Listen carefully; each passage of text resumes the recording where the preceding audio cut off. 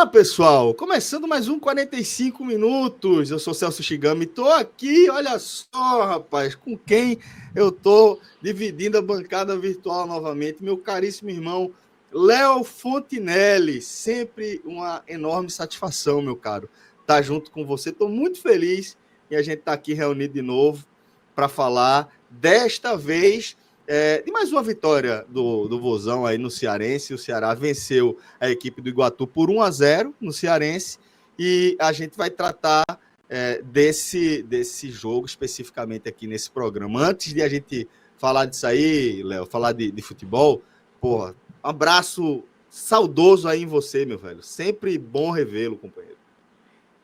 Valeu, Celso. Rodrigão aí no comando da gravação.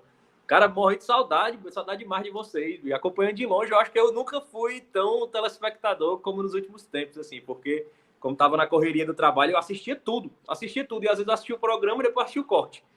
E eu dormia assistindo a galera, tipo, botava o fone enquanto eu ia dar um cochilo aí, escutava, aí voltava da parte que eu perdia. Assim, acho que eu nunca curti tanto, assim. O 45 tava com saudade mesmo. Que massa, e foi bom, tava falando até, a gente tava falando até em off, falei na live passada, assim, foi bom para ver o disparo do crescimento do conteúdo do 45, assim, tanto o encaixe de formato, muito bacana. Chegou um time reforçado aí por Atos. Atos, eu sou fã do Atos. Já Atos Rio do Show. Assisto o TimbuCast, pô. Eu sei tudo do Náutico, pô, por causa do TimbuCast. Mas bom demais estar de volta. E a gente traz essa turma toda aqui para dentro de casa, para dentro dessa comunidade que a gente faz parte, que a gente colabora, né, no dia a dia, né? Para a gente é motivo de muito orgulho, né? Inclusive carregar essa bandeira desse compromisso de entregar a melhor cobertura possível aqui dos clubes do Nordeste, de forma independente, né, e contando com o apoio aí de uma galera que é fã do trabalho, que acompanha, que é hater, mas que está sempre aqui com a gente também, e a gente chegando a esses números, né?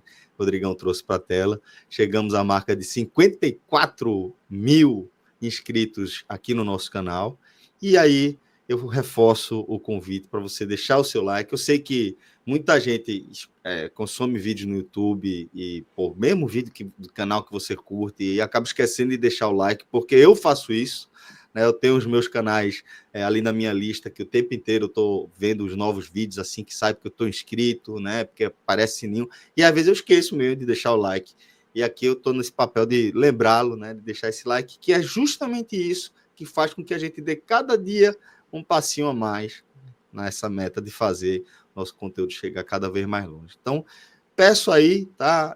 Humildemente, que se você puder, você deixa o like, compartilha aqui esse conteúdo, deixe seu comentário sobre o que você achou aí das nossas análises ou sugestão de temas para a gente abordar no futuro, que a gente vai fazer isso sempre. E queria aqui também, rapidamente, agradecer aos nossos amigos da Bet Nacional, a Bet dos brasileiros. Também me dá muito orgulho de ser parceiro dessa galera há tanto tempo, desde os primeiros passos da Bet Nacional, inclusive, que eu tive a oportunidade de ver surgir, crescer, sempre carregando a mesma bandeira de ter compromisso, responsabilidade, transparência, segurança, e isso nos dá muita alegria, né, de fazer parte desse time há tanto tempo. A Bet Nacional, que também foi a Bet dos brasileiros, né? Que também foi pioneira, tanto na questão da regulação, sempre deu todo o suporte necessário, inclusive construindo conexões com outras casas de aposta em prol aí dessa regulamentação, que é uma conquista do mercado, tá?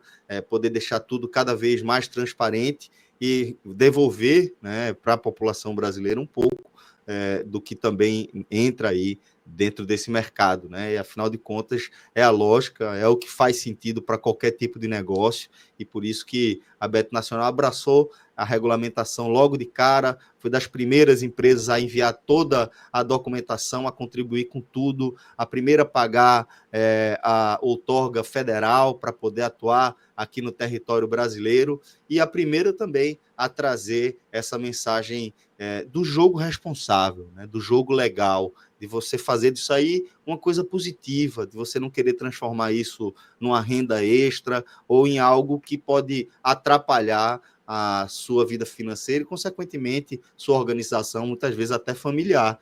Então, por todas essas ações, por todas essas características que a Bet Nacional mantém desde o princípio, a gente tem muito orgulho de fazer parte desse time, convida você aí também a se integrar ao time da Bet Nacional, tá bom? Agora sim, Léo, chegou a hora de a gente começar a falar da vitória do Ceará sobre o Iguatu, tá? Gol marcado por Fernandinho, aos 27 ainda do primeiro tempo, mas que é daqueles jogos onde vale muito mais para o contexto de a gente entender como está o estágio de evolução do time para a temporada do que para qualquer outra coisa. Mas, de toda forma, vamos começar falando aí do que aconteceu entre Ceará e Iguatu pelo cearense, meu irmão. Olá, Celso. Acho que você abriu o comentário da melhor forma possível. Assim, eu acho que é um dos jogos onde a gente precisa analisar muito mais todo o contexto que envolve o momento do clube, o início de temporada, do que praticamente o resultado. E dificilmente a gente, sempre que vivencia o futebol, a gente sempre fala que o clima do torcedor ele é muito refém do resultado em campo. Ele é muito refém das vitórias, da performance. E no caso do Ceará, é impressionante como o torcedor está tão preocupado com a montagem do time, com a falta de contratações, pensando numa questão do maior desafio do ano, que efetivamente é a Série A, no retorno, que é aquele ano tradicionalmente muito mais complicado, que o resultado em campo é muito pouco comemorado pelo torcedor. O torcedor do Ceará, ele termina o jogo, se você for em qualquer postagem sobre a vitória, o torcedor está perguntando, e o 9? E contratação? Vem mais alguém? Até os comentários elogiosos, algumas nuances que são positivas do jogo, de performance de jogador, elas são acompanhadas sempre de não tá ruim, mas precisa de mais um 9, um ponta e tal. Assim, sempre o comentário tem uma vírgula referente à montagem do time. Eu acho que tem muito a ver com a experiência recente, né, do Ceará, as últimas temporadas do Ceará. O torcedor do Ceará, falando mais especificamente aí desse sentimento, né, e desse clima que você está retratando, ele sabe exatamente o que é disputar uma Série A, né? Ele tem uma lembrança recente do que é disputar uma Série A e ele tem lembrança das dificuldades que ele enfrentou na última Série A que ele participou, onde ele acabou rebaixado e está consciente também que desde então o Sarrafo subiu, né? Muita coisa aconteceu desde então no futebol brasileiro, com as chegadas das ligas, seja LFU, seja Libra, essa divisão de transmissão de TV aberta, com a Record chegando como um novo player para quebrar o monopólio histórico, né, do grupo Globo como um todo, né? Isso tudo é novo, de certa forma, mas para o torcedor do Ceará se traduz da seguinte maneira: é novo para pior, no sentido de que está mais difícil. Você precisa chegar a um nível técnico mais elevado para estar nesse nível de disputa. E aí é o que eu falo da questão da experiência recente do torcedor vir à tona nesses momentos que você está falando, né? Porque o Ceará passou muita dificuldade, não apenas no ano que caiu da Série A, como também nos anos da Série B.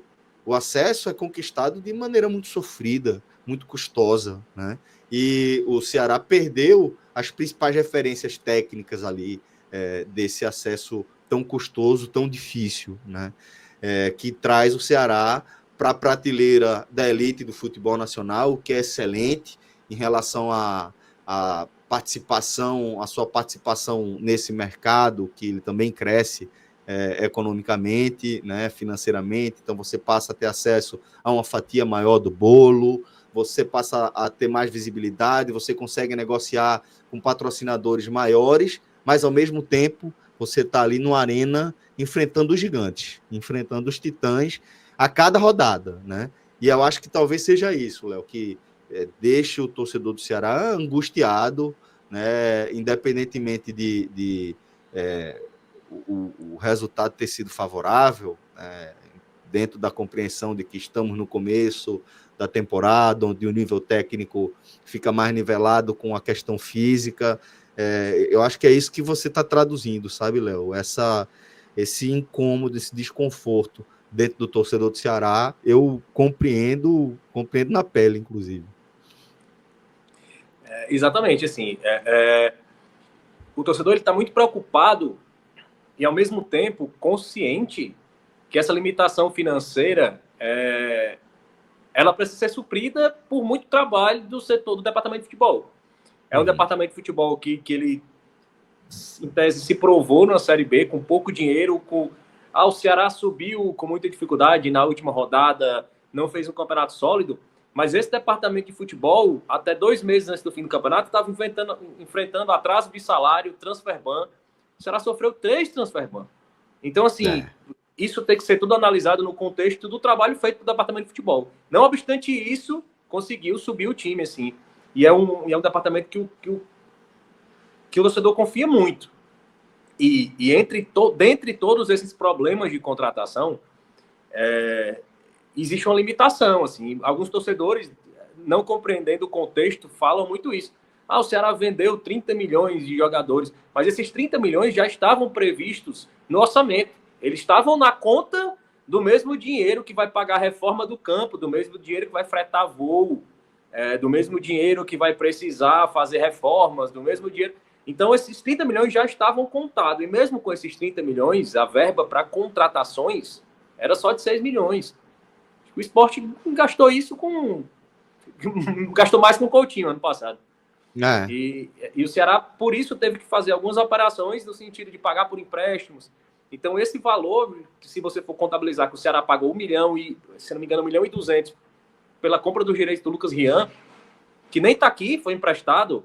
Então, assim, os 6 milhões ficaram pouquíssimo aqui para efeito de realmente reforço do time. Então, o departamento de futebol teve que trabalhar muito. E, assim, falando com pessoas mais próximas ao clube, falaram isso, assim, o Ceará até tem como investir num cara pagando 400 mil, 500 mil, ou 2, 3 caras pagando esse valor, mas o Ceará não tem como pagar liberação nenhuma. O Ceará não tem como ir lá e comprar. E nesse mercado inflacionado, era um cara que você vê, analisa pela situação de Tassiano e tantos outros jogadores, o Ellison. E você vê jogadores que há tempos atrás, se você pagasse o salário, o outro time estava liberando. E hoje você já precisa pagar qualquer valor, porque o mercado realmente está escasso. E o departamento de futebol está precisando ser muito criativo. E é uma informação assim, que se acredita muito lá dentro na liga. Que o time dê liga, que as peças rendam. Porque, de fato, sabe que não tem dinheiro. Então, não tem espaço para errar, né? Não tem espaço para remontar um elenco, para dar um restart ali, né? Não tem. E justamente, não tem dinheiro para fazer justamente aqueles aportes em jogadores que subiriam o nível desse elenco. Esse elenco, quando ele começou a ser montado, quando começou a ser anunciado, nenhum torcedor questionou. É isso aí mesmo. É um Marlon ali, é um Fernandinho aqui, é um William Machado ali, vai tá legal. Só que à medida que foi demorando a chegarem essas peças e hoje, tendo a certeza que elas não chegarão na medida da necessidade, o torcedor vai ficando muito preocupado. E ao mesmo tempo está consciente que essas peças precisam render. Assim, as peças precisam render e o clima precisa ser criado. Assim, precisa da liga, precisa ter conjunto. Todos os ambientes externos, a qualidade individual dos jogadores precisam estar funcionando. Ano passado, eu acho que isso foi uma coisa que funcionou muito na reformulação de diretoria que o Ceará fez.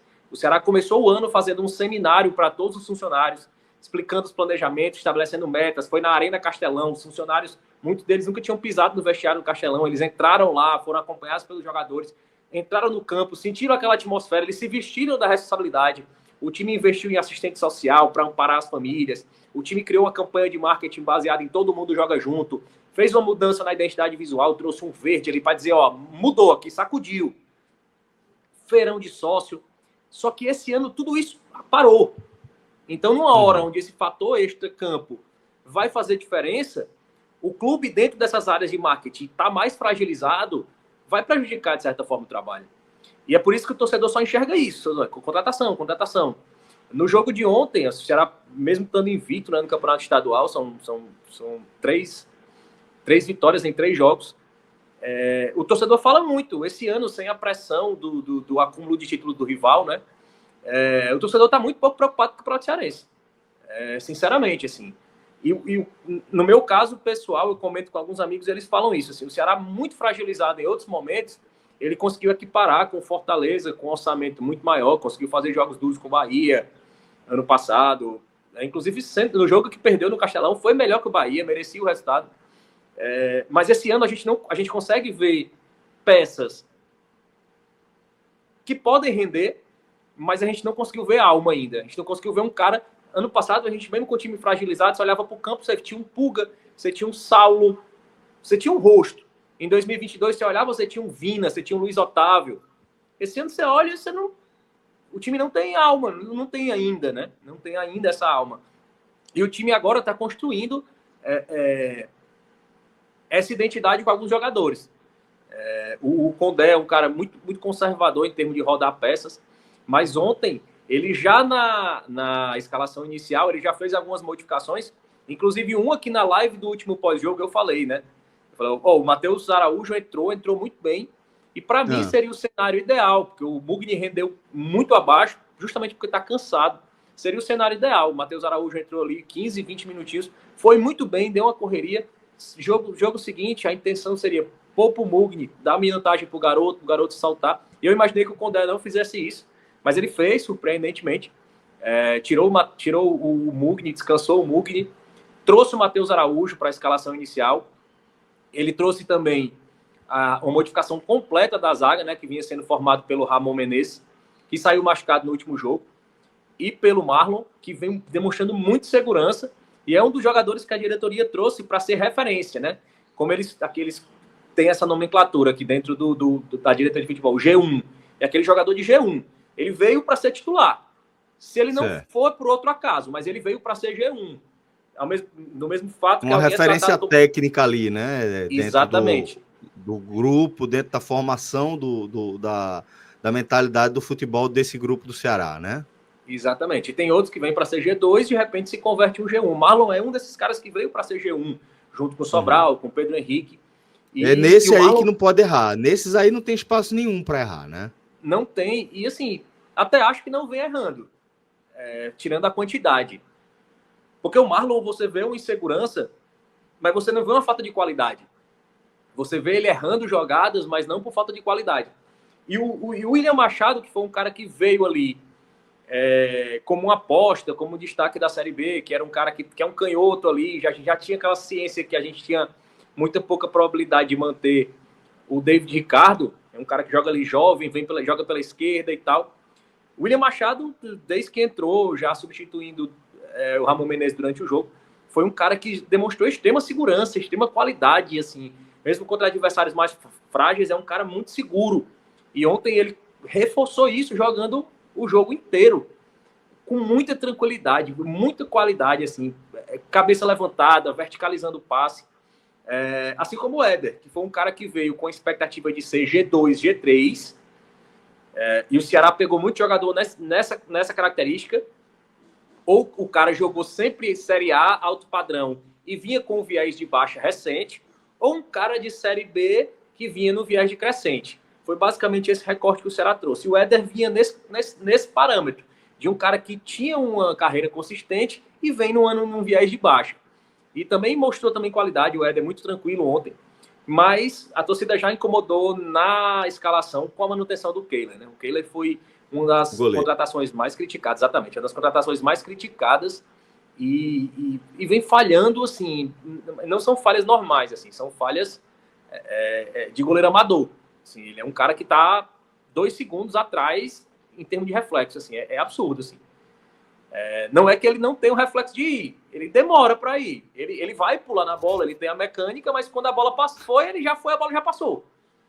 Entendeu? Assim, é um cara muito complicado que o Condé continua insistindo nesse momento com ele. É muito delicado mexer em goleiro. Eu sempre fico muito receoso. Muito receoso nesse mexe-mexe de goleiro, porque no fim das contas, se você começa a mexer cedo, você já deixa todos os goleiros inseguros e junto com o centroavante, para mim é a função onde as funções onde a confiança, né, ela mais faz diferença, né? Faz diferença assim brutal. E quando a gente assim, tá brigando, um volante que tá muito confiante, certo? Eu acho que ele vai desarmar mais que o normal, né? Talvez ele chegue mais pise mais na área para fazer um gol, né? Mas goleiro e centroavante participa, entre aspas, pouco do jogo em momentos muito decisivos, né? E daí a confiança acaba tendo um peso absurdo, velho. Por isso que eu fico muito receoso, mas entendo também o receio da torcida do Ceará, né? Pelo que ele tem apresentado até aqui, né? Desde a contratação nunca foi muito festejado. Não, pelo contrário, assim, ontem a torcida aplaudia, ele dava um passo de lado, a torcida aplaudia, assim, ironicamente, mas eu falo, melhor que vaiar ainda mais. Mas, assim, voltou no jogo passado, ele não tinha iniciado com o Ailon de centroavante improvisado, né? O Ceará, eu brinquei no jogo passado que o Ceará não consegue sequer trocar 6 por meia dúzia. É um 6 improvisado por um meia dúzia improvisado, assim. Ele troca um centroavante improvisado por um centroavante improvisado. Então ele tirou o Pedro Henrique, sacou o Pedro Henrique da referência, colocou o Fernandinho aberto, onde jogaria o Pedro Henrique, trouxe novamente o Ailon para referência e descansou um pouquinho o Pedro Henrique, com o Galeano mantido pela direita. O Galeano é um jogador que veio do Nacional do Uruguai, fez a base no São Paulo, passou pelo Cerro Porteño, muita correria. Agora sim, vem sendo alvo de críticas, entre aspas, mas eu acho que tem muita influência de um processo de adaptação. Assim. Ontem você já sentiu uma leve, uma sensível melhora. As decisões erradas dele, dentro delas, ele conseguia progredir mais, ele conseguia estar mais presente dentro da área. É um cara que eu acho que não vai ser um desequilíbrio técnico, mas eu acho que ele tem um viés de crescimento ainda à medida que se adapta. Ele também optou por dar uma descansada no Sobral, né? Compôs ali o meio campo com o Lourenço e o Richarlison que não foi tão bem nas 2 primeiras partidas, mas ontem já estava mais dinâmico, assim, à medida que o... Garantiu o amarelinho? Garantiu. Não, acho que ontem não. Ontem não, garantiu não. Mas o último jogo dele foi rápido demais. Ele não falha, é tradicional. Mas ele ontem foi bem, e o Lourenço é impressionante, assim, como é um jogador que dá dinâmica, assim. E curiosamente, ontem ele é um cara que se desgasta muito, porque ele tanto faz a pressão defensiva, como ele se apresenta para ser vertical no jogo, né? Quando o Ceará não tem aquela criatividade ali na construção das jogadas, não consegue construir pelas laterais, não consegue construir pelo meio, o Lourenço é o cara que assume para ele esse papel. E ele assume para ele esse papel e não deixa de fazer essa recomposição. Então ele é um cara que se desgasta muito fisicamente. Assim. O Lourenço, com 10 minutos do segundo tempo, ele está muito mal, já está morto. E ontem a gente viu que a figura do Matheus Araújo, que eu já pedia, inclusive é uma aposta do Departamento de Futebol, assim. O Departamento de Futebol trata como um bilhete premiado. Cara, esse cara estava ali, ele é uma joia do Corinthians, ele é a seleção brasileira. Foi usado pelo Corinthians na Sul-Americana. O Corinthians buscou para renovar, ele não aceitou as condições, o Corinthians deixou o cara parado ali até o final do contrato, mas não vai jogar não quer renovar, não vai jogar. Deixou, o contrato acabou, o Ceará naquele mesmo momento vinha mantendo relações com o empresário dele, ele mudou de empresário e deu certo o negócio, o cara caiu com o passe vinculado ao Ceará, e o Ceará acredita muito nisso, assim, e ele é um cara que está muito ainda necessitando de adaptação, porque estava um tempo parado, sem jogar efetivamente, só treinando. Mas é um cara que tem uma velocidade de raciocínio muito diferente. Mesmo muito abaixo, você viu que ele conseguia dar um toque na bola, que ele conseguia achar um espaço diferente, e mostrando nuances, bem por alto ainda, de um meia diferente. De um meia diferente que, se conseguir condição de jogo, que se conseguir se adaptar, ele pode ser exatamente o ponto de desequilíbrio desse elenco mediano. Porque poucos times, se você pegar 3, 4 times no Brasil, que já estão naquele orçamento quase no bilhão, é que tem um meia. Se você achar assim, é muito difícil. Rapaz, eu vou dar aqui 1,5 milhão, 2 milhões, você não tem certeza que você vai ter um meia que vai resolver. Não, você tem certeza que não vai ter. Exatamente, não vai ter. Não dá. E ali o Matheus Araújo, ele já mostrou assim, muita movimentação, caía pela ponta, caía pela outra ponta, ia no meio, voltava a buscar jogo, estava pisando na área. Então, assim, esse equilíbrio de zonas do ataque que ele estava ocupando ontem e que permitiu o Lourenço jogar se preservando, deixando para passar quando ele tivesse com mais clareza, sem forçar o passe, eu acho que tanto tem o viés de subir o nível de todos os jogadores ao redor, como do próprio Lourenço, que é um jogador diferenciado. Ontem o Lourenço, ele deu praticamente 4 chutes na barra perigosíssimos. Assim. Ele não deu nenhum, se eu não me engano, nenhum chute que foi longe. Porque ele tem mais perna, porque ele tem mais condição de chutar, porque ele tem mais espaço, porque ele tem menos marcação. Então, assim, o torcedor se apega a isso, a esses recortes de jogadores que estão desenvolvendo aos poucos e que se deliga, e é o que todo mundo reza de joelho no chão, que dá liga e a gente possa daí tirar a nossa sobrevivência. O Iguatu não é um referencial técnico, mas dentre todos os referenciais técnicos baixos que o Ceará pegou, nessa partida houve um pouco mais de organização. Mesmo com todas essas modificações, houve um pouco mais de organização tática, de preenchimento dos espaços, de velocidade nos passes, de equilíbrio. Eu acho que foi algo que foi percebido por todo mundo que acompanhou o jogo e que o Condé destacou na entrevista coletiva. Que era algo que o Ceará do ano passado não tinha. Mesmo tendo peças melhores, a preço de hoje, não tinha. Variação. Ele não conseguia desequilibrar o adversário. O Ceará, quando achava que o caminho era pela esquerda, ele só ia pela esquerda com o Puka. Quando ele achava que o caminho era pela ponta direita com o Saulo, ele insistia no Saulo. Era. Esse Ceará não. Era um time de uma nota só, né? Isso. Esse Ceará, por mais que seja limitado, ele tenta, dentro das suas limitações, eu vou dar aqui no Galeano, ele vai tentar aqui, eu vou tentar no Galeano, o Dieguinho vai passar, o Matheus Araújo passou, se apresentou, o Lourenço veio de trás, pisou na área, joga no Fernandinho, tá afogado, o Fernandinho joga, tenta chutar de fora da área, e é assim que o Ceará vem construindo. O Ceará não vem produzindo placares elásticos, mas ele vem produzindo chances de formas distintas. Assim, olhando pelo lado do copo meio cheio. E assim, eu não costumo ser um torcedor muito pessimista, mas esse ano eu estou muito preocupado. Mas esse Ceará... Acho que essa é a sensação geral aí da torcida do Ceará, de muita preocupação. É isso que eu tenho sentido, de fato. Geral. E ontem, o Ceará, dentro dessas variações, ele viu um time do Iguatu muito fechado e deu a tônica que a bola arrematada de média distância vai ser uma das armas mais utilizadas pelo Ceará. E pode ser uma alternativa numa Série A, onde você tem uma limitação técnica maior do que os adversários. Então, para quebrar menos linha, né? Para ter que quebrar menos linha, né? Exatamente. O Lourenço chuta bem, o Fernandinho chuta bem, o Matheus Araújo está chutando bem, Ailon, o próprio Lourenço vindo de trás chuta, o Richardson, se der chance, também arrisca. Então, a gente tem todas essas opções, essas construções que o Ceará pode trazer, tendo como ponto positivo. E foi assim que saiu. Ontem o Fernandinho já marcando seu segundo gol na temporada. O que é muito importante, inclusive. E para o estilo de jogo dele, de mais explosão, força física, a questão do preparo físico, do retorno da temporada, ele pesa muito mais que para os outros jogadores, né? É um cara que depende muito do tempo de bola, da explosão, para dar resultado no seu futebol, né? E ontem ele tentou muito, foi muito para cima. Eu acho que dentro dessas variações que a gente apresenta para o Ceará, com o Lourenço, com o Matheus Araújo, com o Pedro Henrique, ele precisa soltar mais a bola, porque eu acho que ele acaba amarrando muito o jogo do Ceará, e ontem, em algumas ocasiões, ele quis resolver só e perdeu essa dinâmica, que é justamente o trunfo que o time tem.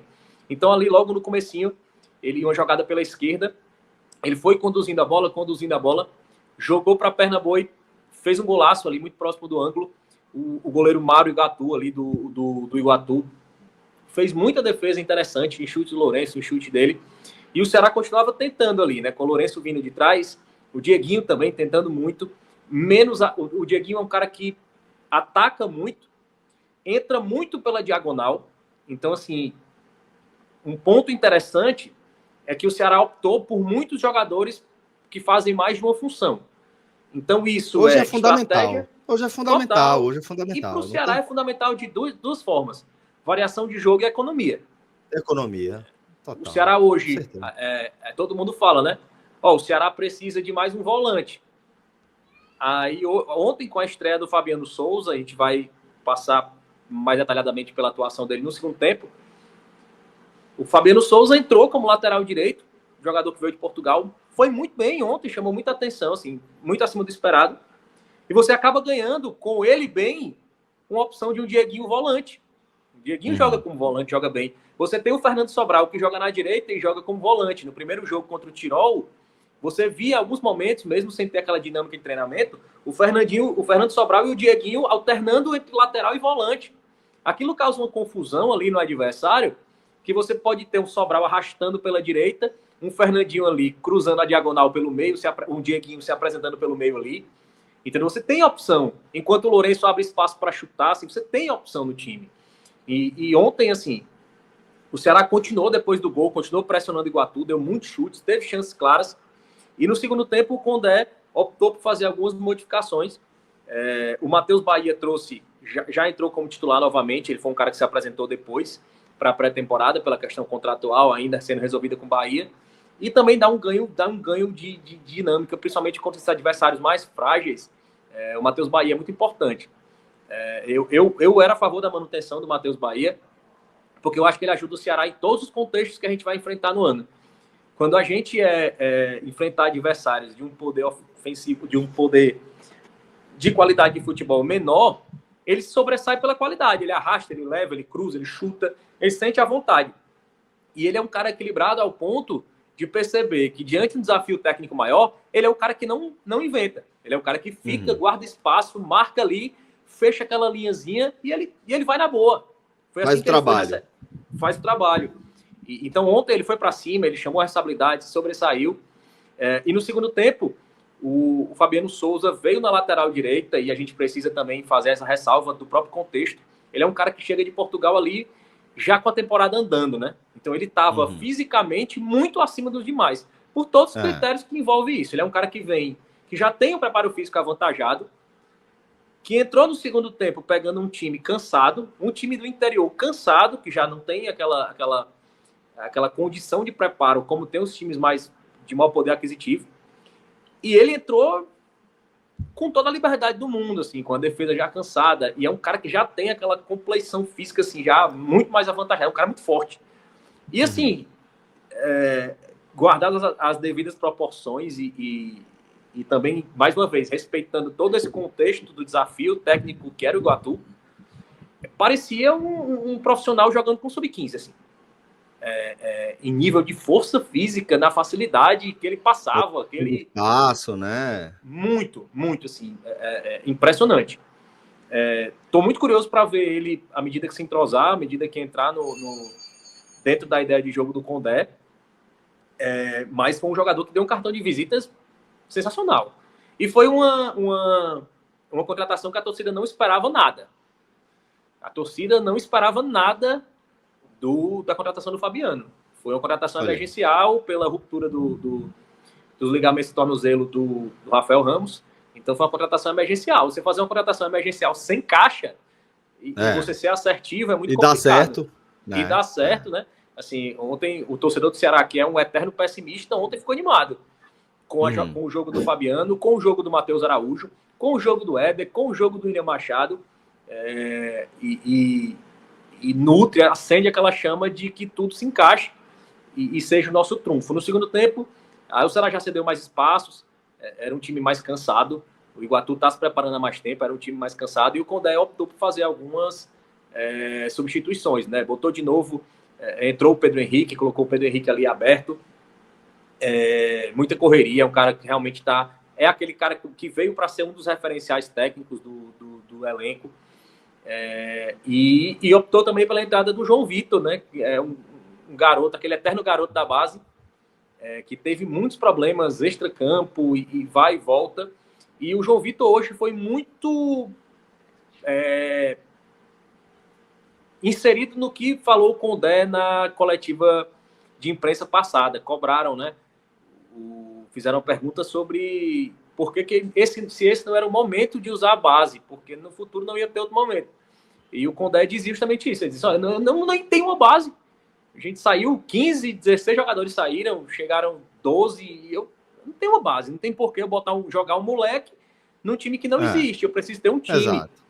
E você também tem que ver, eles têm que ganhar esse merecimento no treinamento. Eles estão treinando no profissional pela primeira vez, eles estão combatendo uma defesa profissional pela primeira vez. Então isso é diferente. E ele veio insistindo no João Vitor nas escalações e sendo muito criticado pela torcida. Mas o João Vitor vem entrando bem, cara. O problema é que ele se lesionou no primeiro jogo e ontem foi uma lesão decorrente de um choque, de um trauma. E vinha bem na partida. Mas assim, dependendo, foi trauma onde? A lesão? Eu não sei se foi no tornozelo também. Se for tornozelo, menos mal que é no joelho, que não é no joelho, né? Pois joelho então o João Vitor foi bem ontem, e depois entrou o Guilherme, que é um garoto da base, que eu até falei um pouco mais detalhadamente sobre ele no pós-jogo passado, que é um cara que tem mais qualidade técnica que o Saulo, e tem as características muito parecidas com o Saulo, muito. Mas ele precisa ter a estrutura física. E aí é que é outra coisa, né? Nesse sentido. E ele tem a estrutura para você brigar na Série A com os volantão, os laterais, os zagueiros de Série A, é difícil. E ele é um cara que tem a predisposição genética, assim. A formação óssea dele, assim, você vê que é um cara que está preparado para encher de músculo. Grande. A galera brinca que é o mini Clebão. Mas ele é um cara muito parecido, é um cara comprido, com muita envergadura. Se você encher aquilo ali de músculo, aquele cara vai ser, para quem não tem nada, eu acho que ele tem tudo para ser uma peça para o futuro, assim, a ser trabalhada. Eu acho que estava até falando com pessoas ligadas à base que falaram isso, assim. Uma das pessoas mais pessimistas que eu conheço em relação à base do Ceará, pessimistas no sentido de serem críticos, assim, tecerem críticas duras. É o próprio diretor da base, Israel Portela. Ele é muito duro nas críticas. Assim, para ele nunca tá bom. Se você perguntar para ele se o David Ricardo tá pronto, ele não tá pronto, não. Ele assim, é um cara muito crítico. E ele falou justamente isso do Guilherme. Ele falou assim, cara, é um cara que tem muito mais qualidade técnica que o Saulo, tanta velocidade quanto, e ele vai precisar adquirir essa parte física. E o ideal é que isso aconteça no profissional. Que ele seja submetido a um padrão de nutrição no profissional, de condicionamento muscular lá. E ele entrou, e você via nele essas valências, mas todas cobertas principalmente por uma falta de noção tática. Assim, ele não conseguia fazer a leitura de campo como um profissional. Acho que isso precisa ser trabalhado, mas entra dentro de todo aquele contexto que a gente fala. Sim. O time não estar encaixado ainda, né? Exatamente. Tudo, né? Exatamente. E o time, a gente observar pontos de destaque no time que dão a gente uma margem de pode crescer, mas ainda deixa o alerta aceso, que precisam vir mais peças urgentemente para dar sustentação ao crescimento dessas peças que já são interessantes, que a gente já percebe a margem de crescimento para elas. Bom, Léo, eu acho que chegou a hora, tá, de a gente chamar aqui o Campinho, apesar de boa parte aqui da nossa análise, até pelo momento da temporada e pela lógica aqui da construção da argumentação dessa análise de Léo, a gente já passou por alguns desempenhos individuais, mas agora a gente vai dar essa organizada, começando com o Kehler, que é bastante criticado, um dos alvos, né, de maior desconfiança da torcida do Ceará. O que é que você acha aí da apresentação dele, Léo? O Kehler, ele não foi exigido, né? É aquele cara que não errou porque ele não foi exigido. Mas ele continua com uma postura de muita insegurança, assim, em lances fáceis, você vê ele ali se enrolando, ele relutando em sair. Então, assim, mesmo não sendo exigido, não tem como você considerar uma avaliação muito positiva. Então, eu deixo ele ali no amarelo, por não ter sido exigido, mas também não ter falhado, mas seguindo muito inseguro. Nossas análises de goleiros, normalmente, elas sempre trazem algumas ponderações, né? Porque nem sempre o cara é exigido, né? E aí você não sabe exatamente como distribuir, você vai ali no geral, né? Mas tudo bem. Vamos ali agora com a dupla de zagueiros, com Éder e com o Machado. Eu acho que ambos foram muito bem, assim, pouco exigidos, mas nesse critério dos zagueiros, eu uso como avaliação a postura que ele tem e também sentir o momento do jogo, onde ele, sendo pouco exigido na função primordial de defender, ele consegue ser útil construindo. Ele consegue ser útil com a bola do pé, ele consegue ser útil ocupando um espaço de forma mais positiva na parte ofensiva. Então, dentro desse critério, eu dou um verde mais claro lá, a melhor avaliação, muito bem para o William Machado. Ele é um cara que muito bem para o William Machado. Muito bem para o William Machado. Ele é um cara que vem mostrando muita solidez. Eu acho que isso, para mim, é uma das características principais para um zagueiro. Zagueiro, um zagueiro porque ele dá estabilidade, rápido, né? Ele passa confiança, dá estabilidade para os companheiros, né? Ele é jovem, muito rápido e muito vertical, assim. É impressionante como ele é vertical, assim. É um cara que procura sempre um passe que cria uma situação de gol.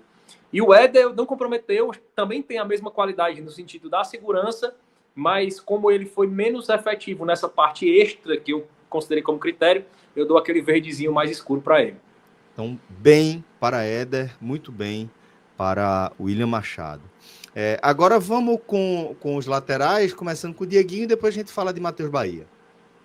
O Dieguinho também gostei, achei ele mais participativo e menos atrapalhado defensivamente. Gostei do Dieguinho, acho que ele vem sendo tratado como ele foi prospectado. Assim, ele realmente é uma válvula de escape e ao passo que é um cara também que não deixa muita brecha defensiva.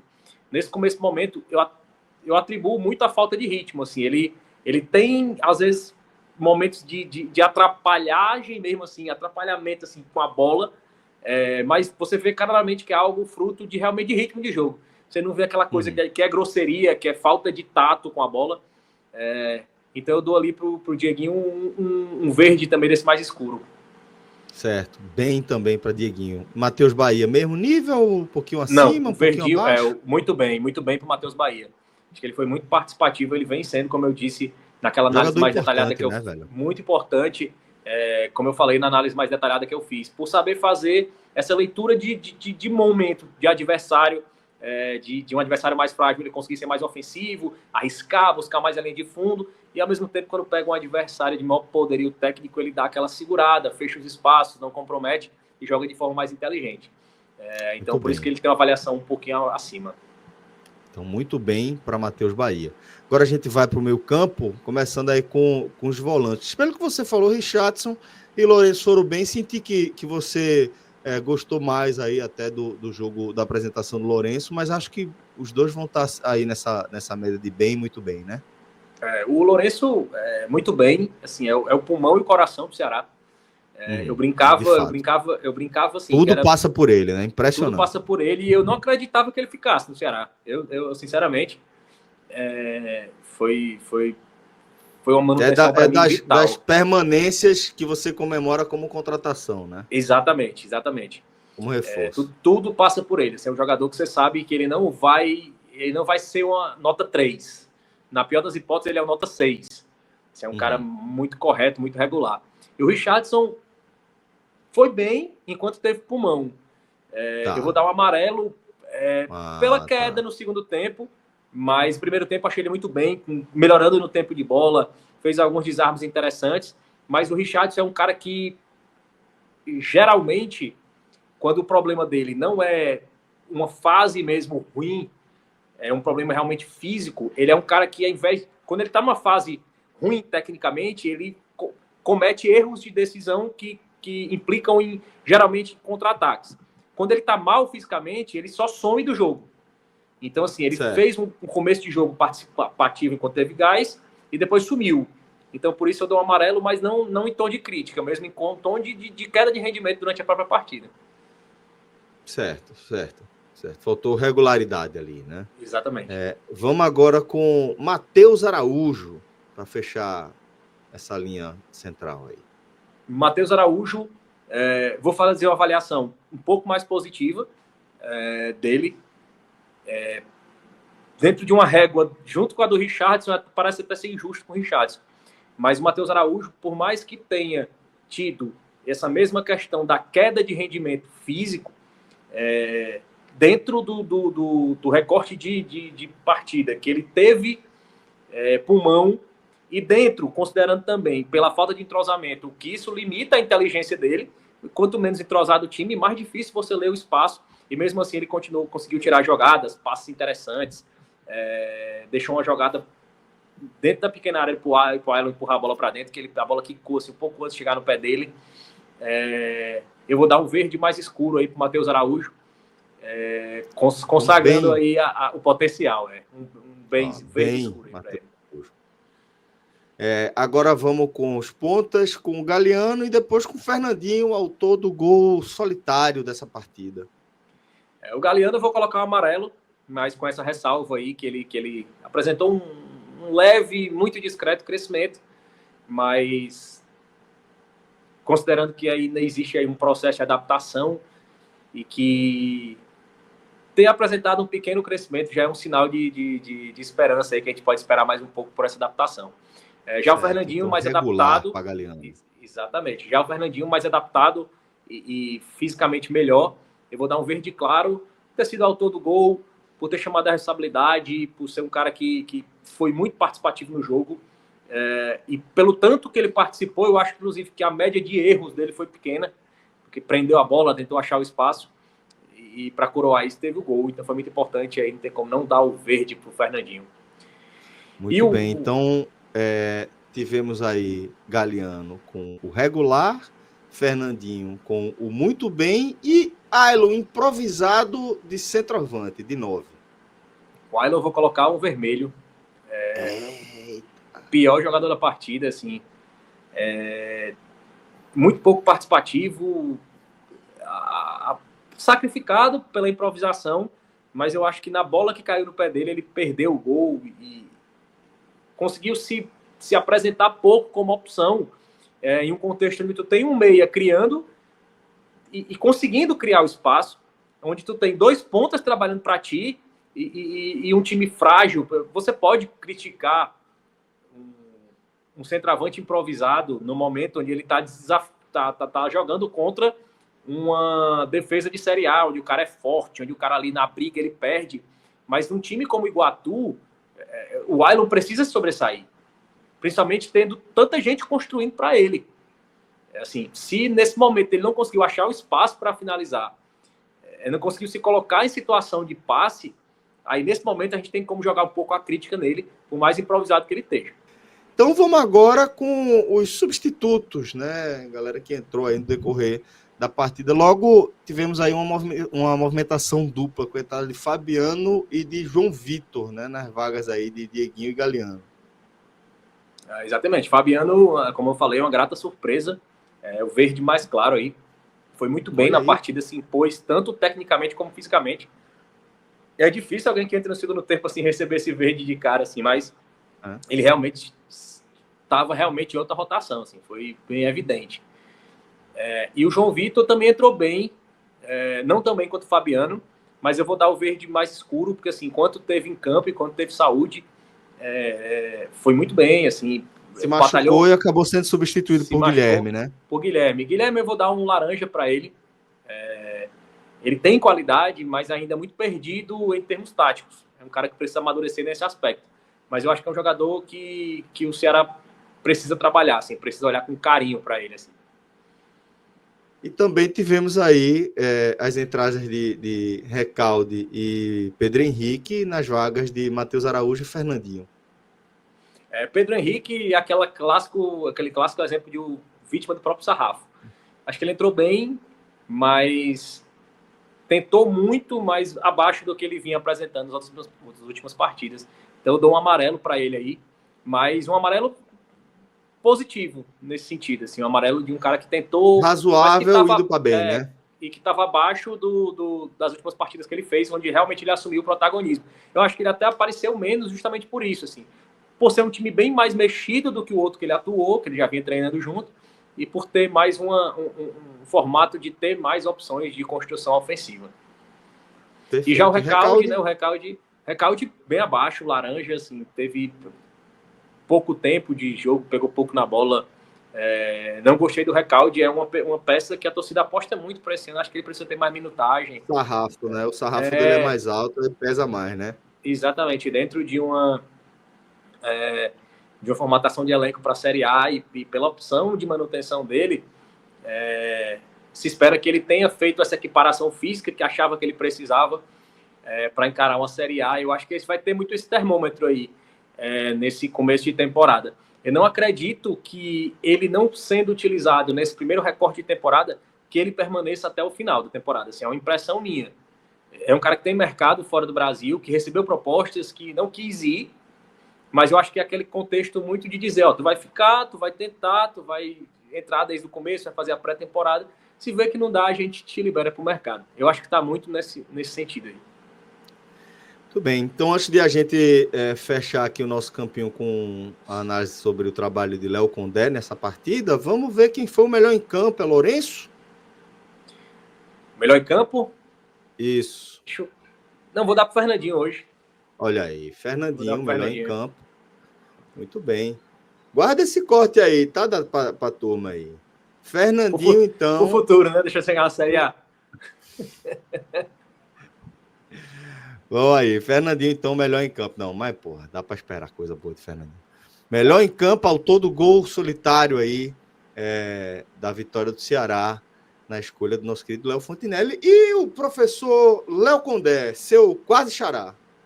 Léo Condé vai ganhar um verde mais escuro aí, só pela coragem aí de colocar os moleques da base, por ter colocado o Matheus Araújo, por ter mexido com a zaga.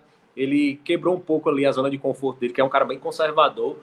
E acima de tudo, né? Não só pelo fato de ter ousado do padrão Condé, de ter realmente testado modificações que a torcida pedia e que efetivamente a gente viu na prática que surtiram efeito. Eu acho que é uma escalação que ela trouxe vários resultados positivos. Primeiro, ela descansou algumas peças que vinham jogando desde o começo. Segundo, ela trouxe algumas peças que a torcida queria ver e tinha alguma esperança. E terceiro, ela mostrou que realmente essas peças elas têm um espaço de manobra para crescimento. Realmente não são caras que são tecnicamente pobres, assim, os caras que têm como conduzir uma bola, como conduzir um time, que de repente elas somadas, bem treinadas, bem condicionadas, elas podem dar esperança aí de suprir essa lacuna aí da falta de dinheiro para comprar nesse momento. Muito bem. Então, dessa forma, galera, a gente fecha aqui o nosso campinho, tá? Já fica aí pro print, para a gente ir somando aí ao longo da temporada. E fica também o nosso abraço. Obrigado a você que nos acompanhou até aqui. De coração, obrigado mesmo. Obrigado ao nosso querido Léo Fontinelli pelas análises, pela parceria de sempre. Rodrigo Carvalho esteve aqui na direção do nosso programa, na edição do nosso programa. E muito obrigado a você pela moral de sempre. Forte abraço, galera. Até a próxima. Tchau, tchau. Valeu.